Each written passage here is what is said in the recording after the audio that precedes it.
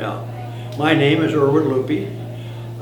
I'm the son of Charles Lauppe, who is the son of Rudolph Lauppe, who had a farm right across the road from us here, at the end of what they call now Lauppe Lane.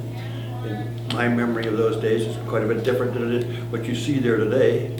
He had a beautiful two-story house back there, and there was kind of a winding road going through the oak trees, going down to the house, in which probably the horse and buggies used before me. My age, we always had wheels. Okay. But then my dad was the oldest of 7 children, and we lived in Antelope, which is about 3 miles west of here, and we would often, as I grew up, when I was 10 to 12 years old, I guess, we'd ride our bicycles over here, spend the day at the ranch across the street, in a swimming pool. Our former generation built in their backyard out there that was leaking so much they had to give up on it later on. But then later we had a dammed up creek we would use. But then after our fun and playing around in the afternoon, we would come over here and stop and see Julian and Fred. And Fred is the guy that taught me how to milk cows when I was a boy, and they were a great couple. In fact, we always knew them as Julian and Fred. We grew up thinking they were husband and wife, but they were brothers and sisters of the original descendants of the Boley family. That paper I gave you a few minutes ago gives the whole history of the family there. But they were a great couple of people. Fred was a very generous person and kind, as I said. But always we'd come in through the back door there, and there was a big milk separator there, separate all the ice cream out, and going on inside. After we dumped the milk out there, we would go on inside, and Julia would always have some ice cream in the refrigerator. And it had, I say refrigerator because that was strange in those days. In those days, most people had ice boxes. That's what we had, was ice boxes. But they had one of the first refrigerators with a little evaporator system round on top of the refrigerator. And she always had that's something we always look forward to, getting our ice cream from Julia after we went, so-called helping milk the cows, but we weren't much help. He just was training us. But it was a great place to grow up here. We had a great history. I'm very proud of the Lauppe family that grew up over there. Rudolph was the father, and my dad, as they were the oldest, and there was Charles and Bus and Verna. There were 3. The girls all went on to college. The boys stayed on a farm, and there was Verna and Ada and Sadie and Horace. Horace was the youngest one. Unfortunately, they're all gone now. They're all passed. But in fact, I guess Rosemary and I, who was Verna's daughter, are the oldest in the family, still living. I don't know. What else can I say about it? Well, in summary, all I can say is it was a beautiful time to grow up as far as we were concerned. We are very proud of our family. I think Rudolph was it's strange. He was a teetotaler. In his family, there would be no alcohol inside the house. The children got away from that a little bit. My dad and his brothers and sisters weren't overly, but he was one of those situations where he was born at I guess it was 14-mile house, just a few miles from here. That was on the old roadway from Sacramento up to Placerville in the Gold Rush days. And he ran the 14-mile house. And the trouble is that was a stop-off place for the people on the way with the wagons going up the hill. And so they'd always want to party, so he probably started drinking a little bit too much then too. That's why my grandfather, his son, said in his family there would be no alcohol because he saw the effects of it. But we strayed a little bit, but we still have a great family. I don't know what else to say about it. I like the area. Loved it here.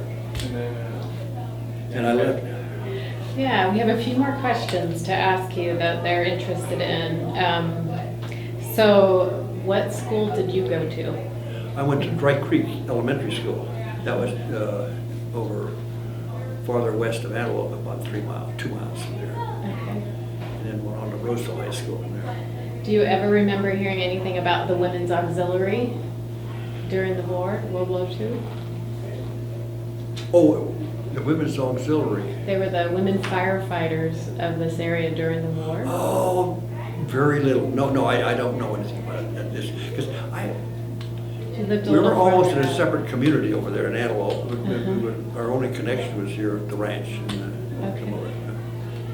So I know that this is, the Citrus Heights group is giving this, and having us know the history of it, but I really can't talk too much about Citrus Heights community. I only know Only about about the the ranch ranch. house here and our growing up in Antelope, just over there on the railroad track. Well, that's great. Yeah, Okay, yeah. do you know of any other buildings that were on this property? The only building that I can recall between here and the railroad tracks in Antelope was the Brown House, Emma Brown, and her two sons, Orrin and Vern Brown, lived there. But I don't think there was another house between here and the railroad track. And the Gladney House was no one, was right on the railroad track, just this side of the railroad track in Antelope. Did you ever go to the Florida Inn? Florida Inn, yes, in Sacramento, out on, what street was that? But that's a long time ago. I just remember the name. What should I remember about the Florida Inn? I don't know, but I do remember hearing it years ago. And did you ever go to, you talked about the 14-mile roadhouse. Did you ever go to it? No, it was gone. It was by then. gone by Yeah, then. yeah. Okay. And do you remember Aerojet coming to this area and how it affected the area? Not really, because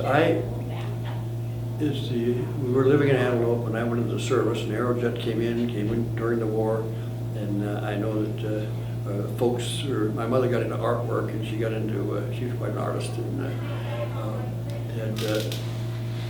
had become acquainted with some of the Aerojet people, and visited through it, and also some of them were artists along with her, that she was in her art group. But they lived in Roseville at that time on Pine Street. They moved up there during the war. Wonderful. How about, have you heard about Camp Kohler at all at McClellan Air Force Base? Where? Camp Kohler, had you ever heard of that? During the war, they kept Japanese as a holding place. Oh, no. No, had never heard of any of that? No, but I have my thoughts about that problem. Because right across the street from us there in Antelope, there were only a couple of houses in Antelope across the street from us. As we were growing up, there was a Japanese family, and we were very close to them. I literally chopsticks in their place, and they lived back and forth. My brother and I grew up with them, and it was a real jolt to us to see. But our feeling was, we felt we knew the local Japanese much better than anybody else did because we were close to them. And it broke our hearts when we found out the way some of the Japanese were treated during the war, because they were Americans. Most of them were all Americans, and I was in the Marine Corps, and we taught to hate the Japs and kill everyone we could, and so it was kind of a hard transition to commingle those two and realize that nationalities don't mean good or bad. It's the governments that have problems, not people.